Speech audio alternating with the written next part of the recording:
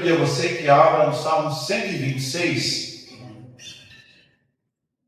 Salmo 126 é um dos meus salmos favoritos. E hoje eu quero que você se sinta livre, até para comentar alguma coisa, se for da sua parte, se o Espírito Santo tocar no seu coração. Quero que você faça desse momento o seu momento com Jesus. Salmo 126 diz o seguinte: quando o Senhor restaurou a sorte de Sião, ficamos como quem sonha. Então a nossa boca se encheu de riso e a nossa língua de júbilo. Então entre as nações se dizia: grandes coisas o Senhor tem feito por eles. Com efeito, grandes coisas fez o Senhor por nós. Por isso, estamos alegres. Restaura, Senhor, a nossa sorte, como as torrentes do Negueb. Os que com lágrimas semeiam, com júbilo ceifarão. Quem sai andando e chorando, enquanto semeia, voltará com júbilo, trazendo os seus feixes. Pai amado, Deus de misericórdia, nós queremos te agradecer pela oportunidade que o Senhor nos dá de estarmos aqui, Senhor, como igreja, reunidos, todos juntos, ó Pai, buscando o teu direcionamento, buscando ouvir a tua voz. Quero te agradecer pela semana dos meus irmãos, Pai amado, que nós sabemos que mesmo o Senhor cheio de dificuldades, cheio de adversidades, o Senhor tem cuidado de nós, o Senhor tem tratado o nosso coração. Agora, Pai amado, quero te pedir, Senhor, leva a nossa mente cativa ao Senhor, Pai amado. Que a atmosfera espiritual seja divina, Pai. Que o Senhor repreenda toda ação de Satanás, que o Senhor repreenda, Senhor, todo o estresse da semana, toda a preocupação, Senhor, e que o Senhor possa falar, Senhor, poderosamente aos nossos corações. Pai, nós abrimos a nossa mente, a nossa alma, o nosso coração, para sermos ministrados pelo Espírito Santo de Deus. Então, Pai, repreenda todo o mal e nos dá, Senhor, agora uma porção dobrada da Tua palavra e que ela possa cair nos nossos corações, assim como semente em terra fértil. Amém. É o que nós te pedimos e desde já te agradecemos no nome de Jesus. Amém e amém. Queridos, o tema de hoje é a semeadura cristã. Semeadura cristã. A vida é regida por algumas leis e princípios que são inerentes aos seres humanos. Obrigado, Pedro. Então, olha como eu te falo, vou repetir isso. Ó. A vida ela é regida por algumas leis e princípios que são inerentes aos seres humanos. E dentro desses princípios, um deles, é claro, é o processo da semeadura e colheita. Então, quando você olha a vida das pessoas, você consegue perceber se ela está plantando, se ela está colhendo, ou o que ela está colhendo e o que ela está plantando. Agora, existe uma coisa muito interessante. Eu acredito que esse processo de semeadura e colheita não está fixado somente aos cristãos. Não cabe só a nós que aceitamos Jesus como Senhor Salvador. Muito pelo contrário, faz parte da lei que Deus criou para o processo de plantio e colheita das coisas. Tanto é que quando você pega Mateus capítulo 5, verso 45, parte B, olha só o que é dito lá. Porque ele faz raiar o seu sol sobre maus e bons, e derrama a chuva sobre justos e... Então, o processo natural do plantio e da colheita está derramado sobre todas as pessoas. Então, assim como o sol nasce sobre justos e injustos, também o processo do plantio e da colheita está entregue a todas as pessoas, independentemente até da sua crença. Eu falo muito sobre isso. Olha só que interessante. Quando eu converso com os meus jovens em época de prova, lá no Posso Saber, eu oro por eles. Então eu falo, primeiro que eu brinco, né? Eu faço um gráfico na luta. Eu falo assim, ó, aqui é a sua nota se você não orar. Eu faço um gráfico. E aí, se você orar comigo agora, sua nota vai subir um pouquinho. Aí eles começam a brincar, né? Vai subir quanto, professor? 1 ponto, 2 pontos. Eu falo 0,1. Eu falei, isso ainda é graça de Deus para a sua vida. Você sabe por quê? Eu falo para eles, se você não estudou, querido, não adianta. Não existe milagre nesse processo do plantio e da colheita. E é interessante que eu fico brincando com eles. Às vezes eu falo, não adianta. Se você for lá no vestibular E se você estiver lá no vestibular, por mais cristão que você seja, por mais que você ame Jesus, se você não estudou, se você não dedicou, se você não plantou, não adianta, queridos.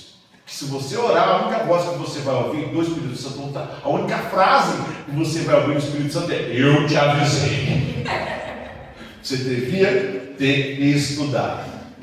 Mas, mesmo a semeadura e colheita sendo uma lei universal para todos os seres humanos, eu acredito que a nossa semeadura, a semeadura cristã, ela tem alguns detalhes que aí sim excedem o processo natural das coisas. Eu acredito que por sermos cristãos, como nós plantamos, como nós vivemos, existe algo diferenciado e algumas verdades que se aplicam de maneira diferenciada às nossas vidas. E eu quero orar. Eu quero orar com vocês sobre isso porque eu sou apaixonado por esses salmos. Na grande maioria das vezes, parte das lágrimas vertidas por mim orando foram sobre esse salmo. Por quê? Porque eu acredito nas verdades que estão aqui. Nas verdades da semeadura da vida cristã. E eu tirei 3 verdades para a gente poder orar de joelho e você buscar a presença de Deus. E a primeira verdade está logo no verso 1, que é: a semeadura é libertadora. A semeadura cristã, ela é libertadora. Olha o que diz o verso 1. Ele diz o seguinte, quando o Senhor restaurou a sorte de Sião, ficamos como quem sonha. Mas a Almeida Corrigida e Fiel diz o seguinte, quando o Senhor trouxe do cativeiro os que voltaram a Sião, estávamos como os que sonham. Olha que interessante. Caminhamos no mundo semeando coisas para que Cristo, por coisificar. Mas nós plantamos fé, nós plantamos dedicação, nós plantamos amor, nós plantamos resiliência, nós plantamos lágrimas, porque a gente chora e a gente ora e busca em Deus resposta para o nosso caminho. Mas nós caminhamos no mundo semeando para a liberdade. Como assim, pastor João? Olha só que interessante. A nossa visão cristã de plantio e colheita, ela tem os mesmos elementos que as pessoas do mundo, ok? Porque se nós buscamos, eles também buscam. Se nós temos os nossos ideais de verdade, ele também tem os ideais de verdade dele. Se nós temos os nossos caminhos buscando fazer aquilo que é correto, eles também, dentro do acordo da ética deles, eles buscam da mesma forma. No entanto, nós temos um Cristo que nos leva a realizações que vão nos libertar e não nos aprisionar. Olha que interessante. O salmo aqui que está sendo cantado é um salmo de adoração a Deus por conta do povo ter sido libertado do cativeiro assírio e do cativeiro babilônico. Então veio uma galera com Esdras, mas veio um povo com Esdras, depois veio com Neemias, e aos poucos o povo foi revivendo o seu sonho. Eles estavam cativos e caminharam para a liberdade porque Deus havia feito uma promessa na vida de cada um deles. Então eles caminharam da prisão para a liberdade. E Deus nos dá essa oportunidade de plantarmos e buscarmos essas mesmas verdades. Por quê? Porque nós também estávamos cativos quando nós não servíamos a Cristo Jesus. E Deus nos levou nessa caminhada de semeadura até a conversão, no qual nos libertou. E eu acho extremamente interessante porque Cristo continua nos dando a oportunidade de semearmos para a liberdade, porque a realização de um sonho com Cristo só pode nos levar a realizações libertadoras. E quando você olha no mundo é o contrário, as pessoas também sonham, como eu falei, as pessoas também têm ideais, como eu falei, só que qual que é o grande problema? Elas seguem para a escravidão. Por quê? Porque quando elas realizam sonhos de compras financeiras, sonhos de relacionamentos, essa realização vai aprisioná-lo. Sabe por quê? Porque a pessoa vai fazer daquilo o seu Deus. Então nós semeamos, mas nós semeamos para a liberdade, porque Deus nos dá a oportunidade de realizar os nossos sonhos em liberdade e em Cristo Jesus. Enquanto as pessoas por aí, elas vão plantando, elas vão sofrendo, elas fazem do dinheiro o seu Deus, elas fazem da vida relacional o seu Deus, e elas vão sendo aprisionadas. Então a primeira verdade é que a semeadura cristã, ela é libertadora. E eu acho isso maravilhoso, quer dizer que a gente pode sonhar em todas as esferas da nossa vida, porque nós não ficaremos ou estaremos aprisionados. Nós caminhamos para o céu, caminhamos para o encontro ideal com Cristo Jesus, e até lá Ele vai nos dando a oportunidade de semearmos, de colhermos algumas coisas aqui na terra. E nós não, olha, isso é lindo. Nós podemos sonhar, sonhamos com Cristo, não sonhamos sozinhos. E quando nós vamos colhendo o fruto que veio do céu. Aleluia. Aqueles que com lágrimas semeiam, ele vai falar depois, vão ceifar com júbilo. Há uma promessa mais à frente na sua semeadura. Então, guarda isso que eu estou te falando. O mundo ou os planos mundanos conduz à escravidão, mas os planos com Cristo conduz à liberdade, à libertação. Então, a primeira lição é essa. É uma semeadura libertadora. Sabe o que é bacana? Você pode colocar todos os planos agora nas mãos de Deus. E Ele vai te conduzir para o lugar certo. Coloca tudo nas mãos do Senhor e ora. Mas ora com fé, ora acreditando. E ora falando, Pai, eu sei que eu vou colher.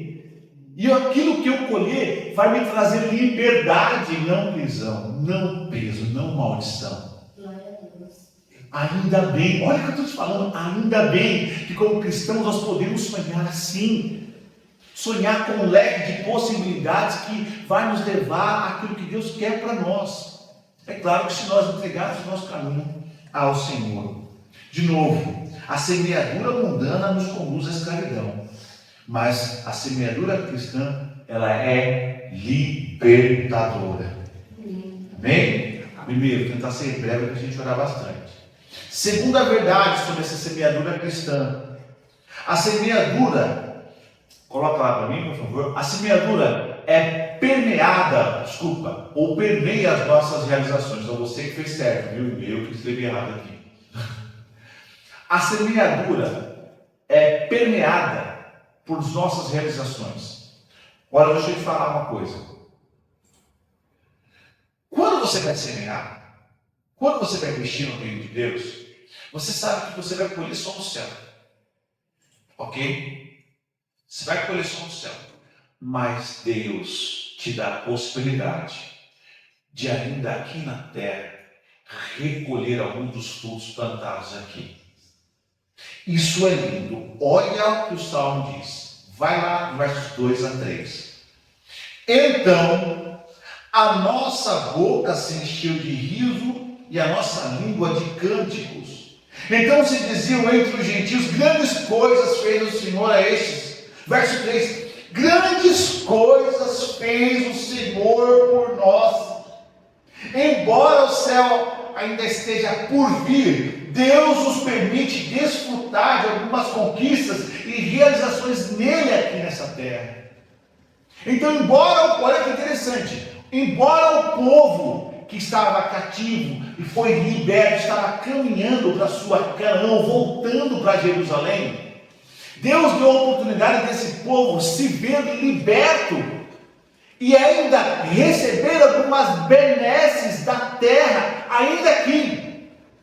E isso para nós é maravilhoso, porque eu sei que como cristão, o nosso maior sonho, o nosso maior desejo, o nosso maior objetivo deve ser o céu, porque só no céu nós vamos nos livrar dessa casca aqui, que é uma casca terrível, que é pecadora, que é decadente. Só no céu nós vamos nos livrar das lágrimas, porque a palavra afirma que lá a lágrima será enxugada. É só no céu que nós vamos ver longe do trânsito. É só no céu que nós vamos ver longe, sabe do que? De crianças pedindo comida na rua. É só no céu que a gente vai ver longe de assaltos e tantas outras coisas. É só lá. Mas Deus nos dá a liberdade de nessa caminhada ainda ter algumas realizações. Olha só que interessante. Ele fala, então a nossa boca se encheu de riso e o nosso coração de júbilo. A língua se encheu de cânticos da palavra.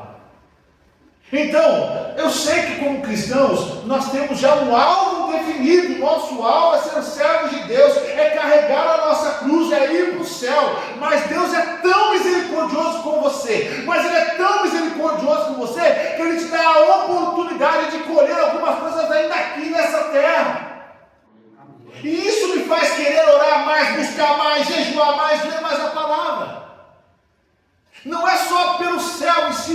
Porque ainda assim, o céu por céu não é nada. O que está no céu é que vale a pena, que é Cristo Jesus, que é a presença dele.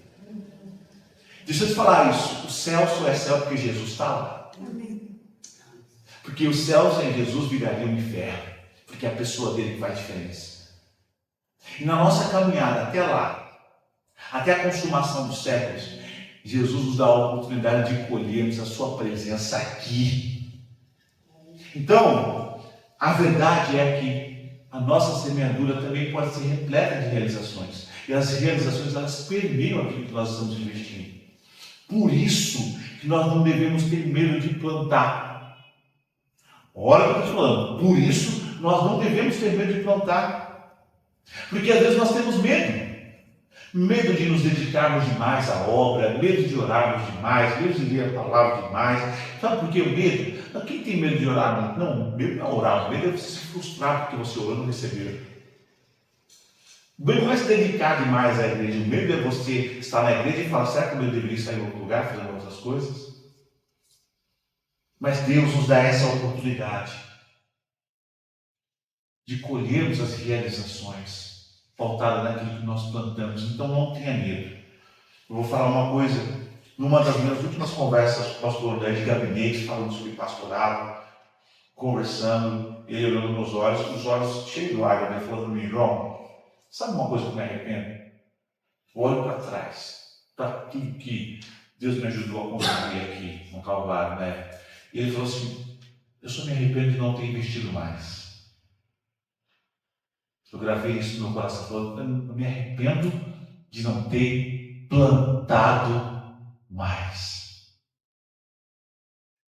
Então, queridos, Deus vai nos dar a capacidade de, nessa caminhada, colher algumas realizações, porque elas permeiam a nossa caminhada.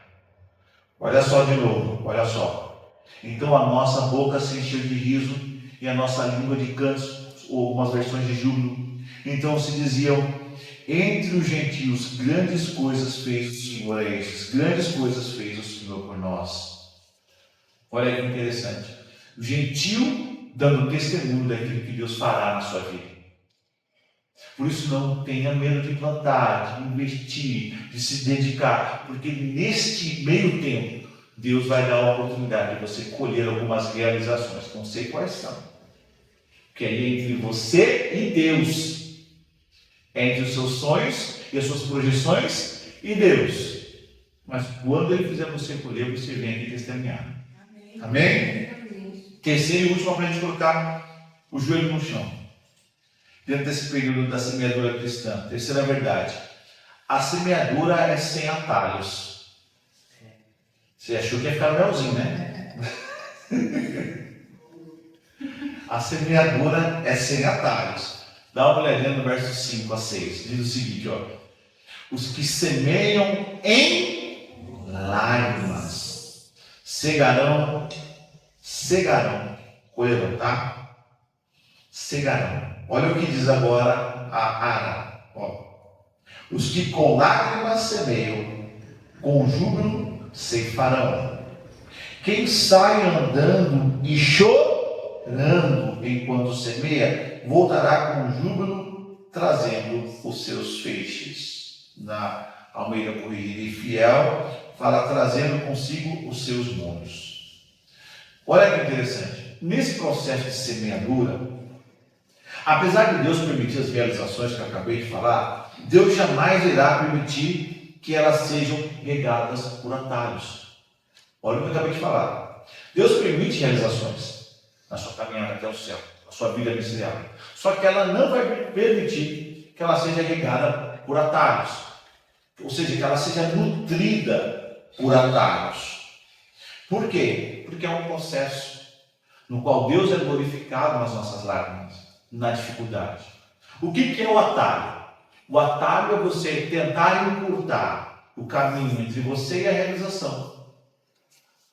O atalho é você tentar encurtar para colher mais rápido aquilo que Deus tem um tempo correto para você colher. Por isso que ele fala, ó, os que semeiam em lágrimas, semear é difícil.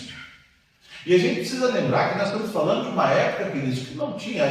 Quando a gente vai viajar para Minas, quando eu vou para o Guaxupé, Eu estou lá, eu vejo um monte de máquinas, tratores, tem umas lá que é até eletrônica. O negócio vai irrigando, sabe? É uma coisa interessante. Uma máquina aqui, outra, não sei quantos metros longe, tem uma espécie de câmbio, vai irrigando. Você vê tudo automatizado. Nessa época, você carregava um saco cheio de grãos. Você tinha que plantar, geralmente, às vezes não tinha ferramentas adequadas, então você tinha que plantar, né, com as próprias mãos. E o choro, queridos, aqui, não é só o choro da dor, do peso, do sol ardendo na cabeça, do plantio, não é não. É choro, sabe por quê? Da espera. Porque você tem que orar para vir chuva. Hoje em dia, se não vem chuva, sabe o que você faz? Você aplica um sistema de irrigação e chove. Hoje em dia, você tem praga, você aplica um sistema lá para matar as pragas. Então a pessoa chorava, ela chorava para que o fruto realmente viesse, entre aspas, a vingar, como diz a minha família em Gospel. Mas aqueles que com lágrimas semeiam, aqueles que esperam, que vivenciam o processo com júbilo, como se fala, com júbilo vão colher. Mas a semeadura, ela vai ser sem atalhos, vai ser difícil, vai ser complicado, você vai passar por problemas, você vai chorar, você vai se decepcionar, mas a vida vai te dar a oportunidade de colher. E quando eu estou chorando, por isso que eu falo que eu abro nesse salmo e ele está cheio de lágrimas mesmo, porque quando as coisas estão difíceis, eu falo, Deus, eu sei que eu tenho crido, e eu sei que eu estou plantando para a minha vida. Embora as pessoas elas não tenham um olhar holístico sobre você, quem você é, o que você faz, você sabe o que você planta diante de Deus, você sabe a sua dedicação diante de Deus. Então eu quero que você saiba, se você está chorando, mas plantando as sementes do Senhor, eu quero que você saiba que é certo que você vai colher. Amém? Então eu vou pedir para você ficar de pé agora.